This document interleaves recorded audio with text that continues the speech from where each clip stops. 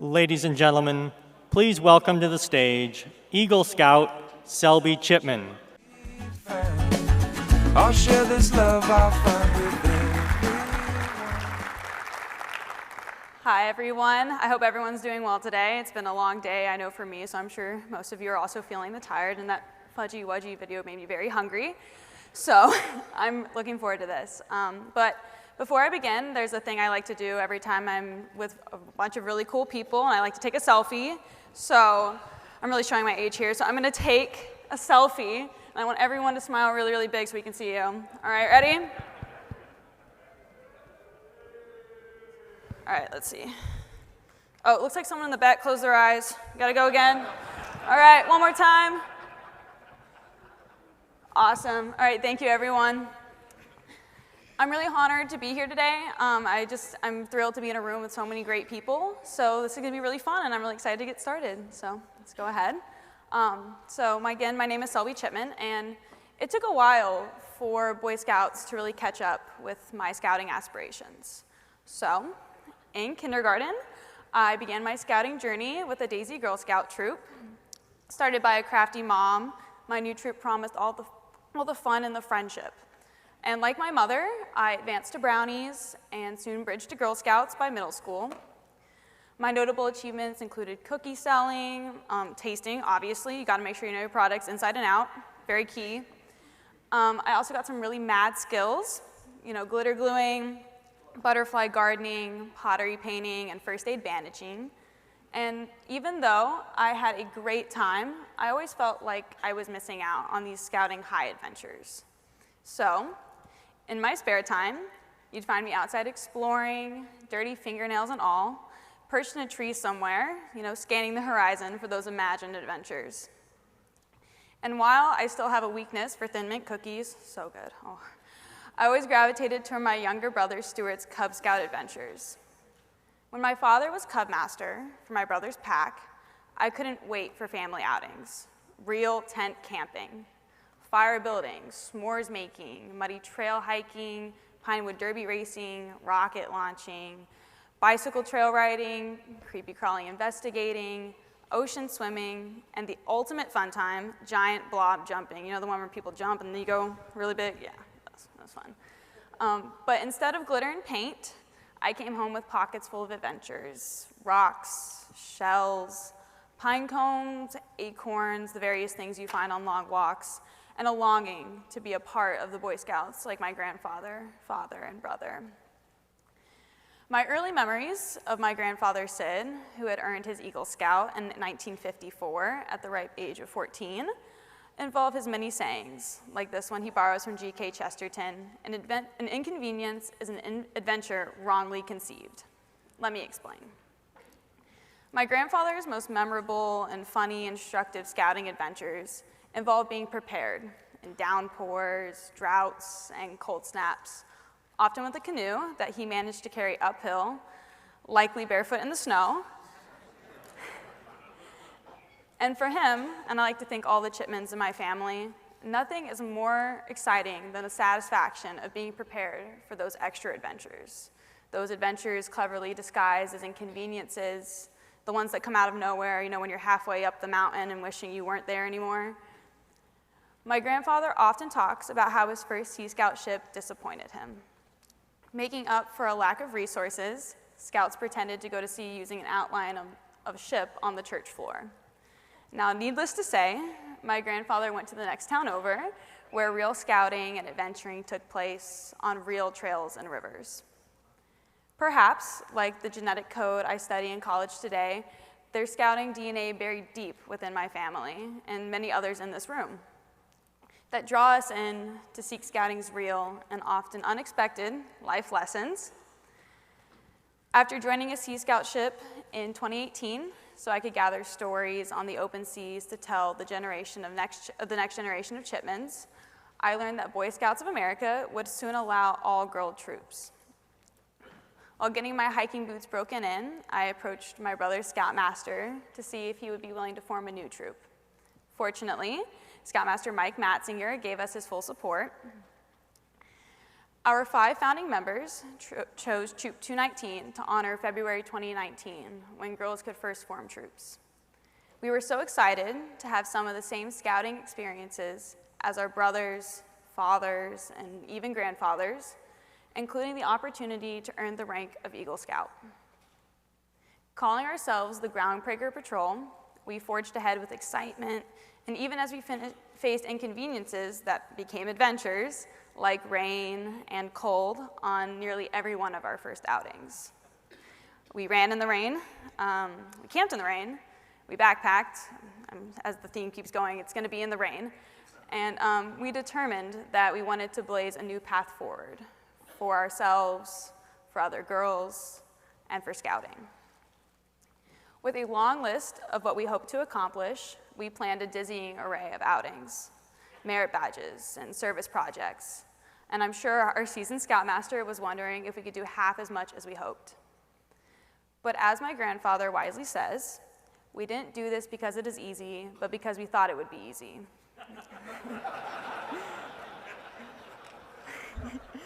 I'll elaborate a little.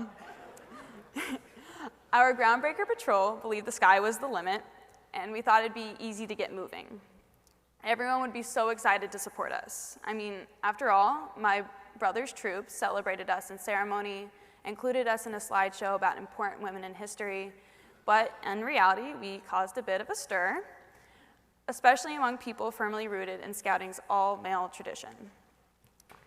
I think Brad Tilden said it best when he was talking, change can be hard, especially changing course of a 100-year-old Scouting tradition that's been heading in a direction for so long. While some girls who joined Scouts in those early days may have second-guessed themselves or caved into the naysayers, our troop's founders believed history has taught us all valuable lessons. When you are among the first, there are challenges for sure, but you also have the opportunity to heed the call. We Groundbreakers decided to dig in and lead by example. We would undertake every requirement toward our journey to Eagle, knowing we were leading the way as trailblazers. In those early days, like thousands of other female Scouts across the nation, we believed every campfire, every hike, every meal, every fitness test, every knot that we tied, every town meeting we attended, and every rank requirement, everything required our best effort. We were proving our worth as Scouts to ourselves. But we were also trying to change hearts and minds about the females in Scouting, to inspire and welcome others to join our sisterhood, to show them what's possible, by helping to lay the groundwork for the future of Scouting that stands before us today. As my grandfather believes, don't weigh your life's pockets down with regrets. Make room for what matters. As you can imagine, I have made room for all of the Scouting adventures that have come my way, including standing before you today, leaving no room for regrets, and hopefully with more adventures to come. When the world shut down during COVID, our troop came alive. While others became isolated, our world opened up. Our sisterhood of 5 quickly expanded to 12, and then to 20, and then to more than 30 while I was their senior patrol leader. Today, I serve as the assistant Scoutmaster to nearly 50.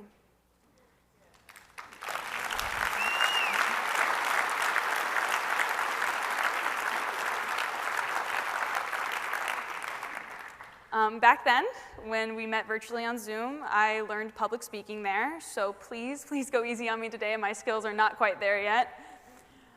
We photographed nature at the park, we scaled fish in our kitchen sink, we tent camped at our local parks or in our backyards, we hiked 6 feet apart, we even created our own summer camp experience at our home camp at Cherokee Scout Reservation, complete with our inflatable dinosaur mascot, Fluffy, and you'll see up on the slide, there he is, and I have him with here for emotional support today.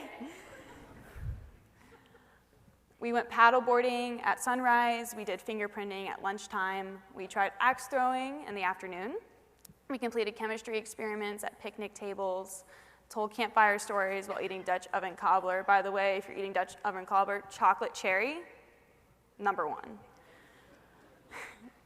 We found ourselves and we found our people.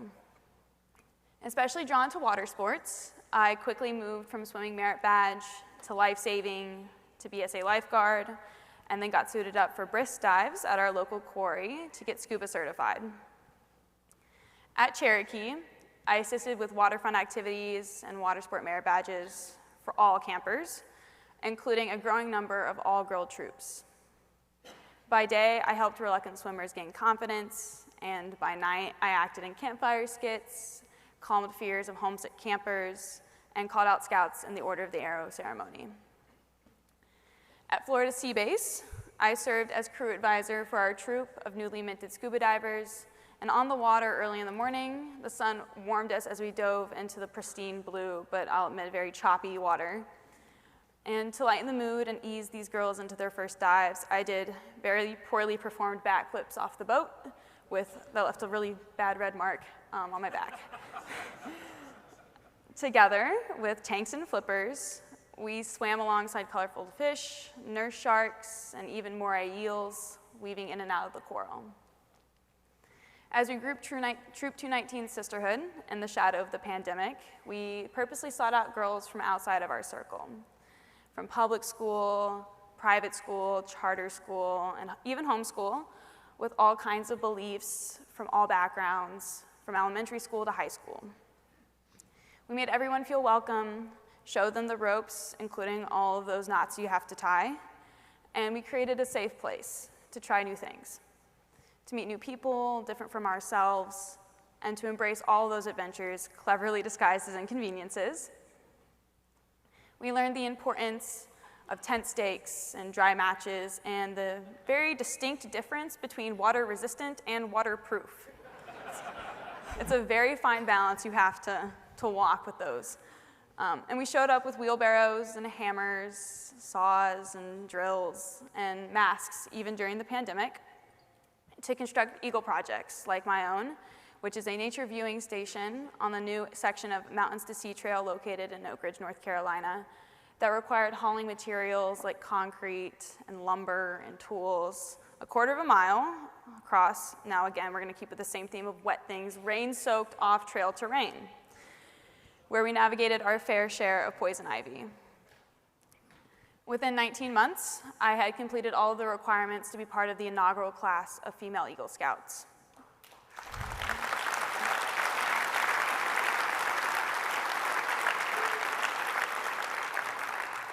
And I did all that with some of my great friends. 3 others from my troop also were part of that class. Our troop introduced scouts to caving, whitewater rafting, paddleboarding, and backpacking Moore Mountain, and what we came to call Matzinger Miles, which is where 5 miles becomes 11 miles, and somehow it gets to 16, and you're like, where am I? This pushed us to be and do our personal best. We met with merit badge counselors who introduced us to life skills and hobbies and careers like engineering and public health that have inspired my studies and career path today. But perhaps most importantly, we have become a troop fully engaged with our community's needs and a sense of higher purpose that will carry us throughout our lives. As the first of many female Eagle Scouts to come, many may think about us as being brave, but a scout is many things, especially in my troop where we strive to always be helpful and kind. While we have our personal scouting goals in our hearts, we as a troop want to be a troop of servant leaders. Our Scoutmaster leads by example. He shows us what it means to meet people, what it means to meet people where they are, to empower our troop to lead through service, to do a good turn daily. Most of you have heard this phrase before. To us, it means to honor those who have died serving our country with our troops' honor bell, lay wreaths at the nearly forgotten graveyards of Revolutionary War soldiers, retire the American flag with dignity and respect, serve as honor guards that send off veteran honor flights to our nation's capital, clean up trash on our highways with our sponsoring group, the Northwest Women's Club, collect food and stock pantries for the hungry, be the first troop to serve as waterfall keepers, or to commit to any other need that our community has for the long haul. In our troop of nearly 50 scouts, our pockets and lives are filled with what matters most.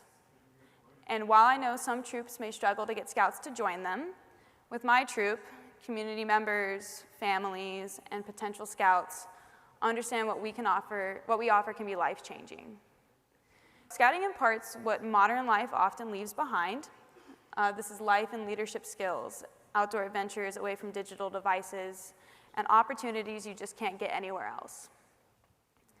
I had the opportunity to work at Camp Alpine at the Kandersteg International Scout Centre in Switzerland for 2 summers, and it has been a highlight of my scouting career.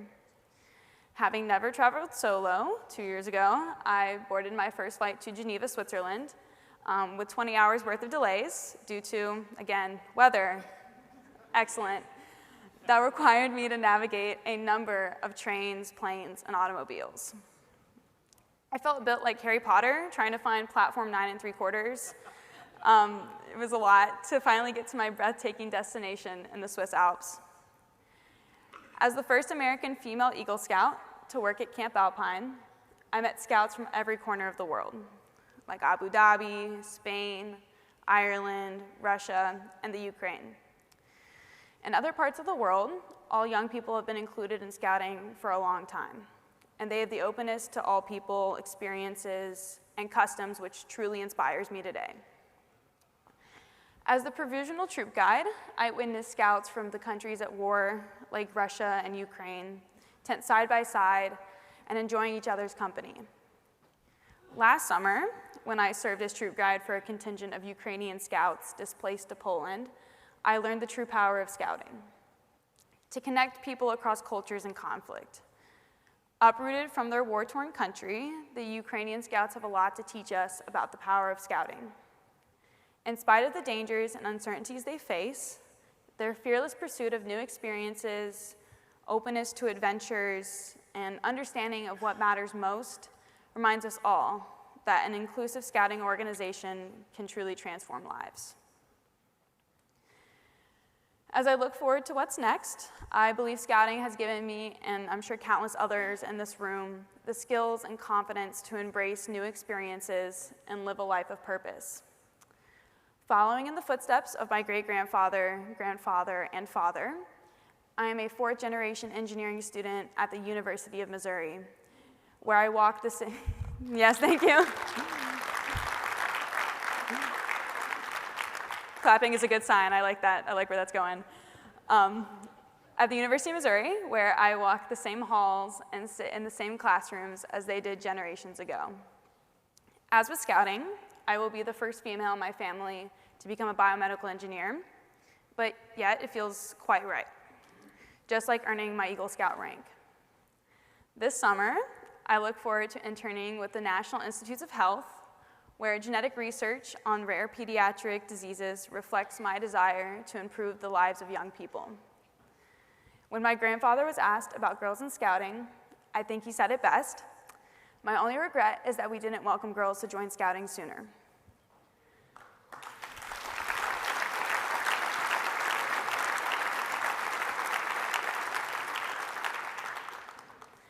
As our movement advances, Scouting America invites all of us to embrace what matters most. Scouting's future includes all of us in this room today and many more in the world. So we have an incredible opportunity to help lead the way, just as we always have.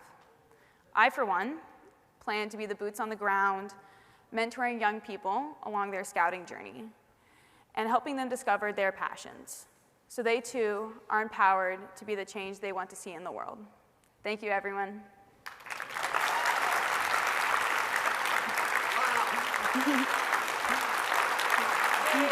Hey. Well done, girl. Thank you. Yeah. So Selby, yeah. It was good. It was really exciting. Yeah. I want you to know that I spoke to this crowd like 3 hours ago, and the reaction was nothing close to what you got. So tell everybody, you got in from Mizzou last night. What time? I arrived from Orlando International Airport at 11:30, and it took me 30 minutes to get here, and I went straight to sleep, fell face down at about 12:15.